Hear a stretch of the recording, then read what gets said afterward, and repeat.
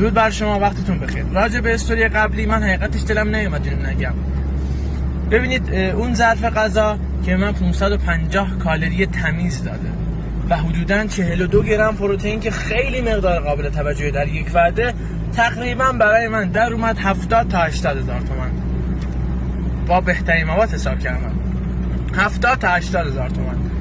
ببینید وقتی میگم رژیم، کلا برنامه غذایی رژیم همه به جنبه کاهش وزن و افزایش وزنش نگاه میکنن، اما این کار بیایم از جنبه اقتصادی نگاهش کنیم. این که صرفه‌جویی در هزینه ها، این که چقدر رژیم میتونه مؤثر باشه در کاهش هزینه‌های اضافی ما، یک بار باید امتحانش کنید خودتون. من نمیتونم واقعا براتون شرحش بدم، ولی خب مثلا اگه یه شیر کاکائو با یه کیک در نظر بگیریم، خب توی سوپرمارکت ها هست، میتونید برید بررسی کنید.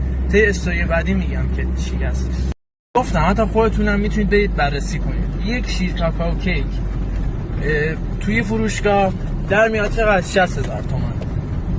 اون وعده چقدر شد؟ 80,000 تومان. ولی اون وعده پروتئینش کجا؟ این وعده پروتئینش کجا؟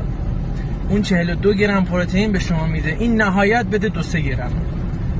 این پر از قند فراوری شده است، اون کربوهیدرات پیچیده داره.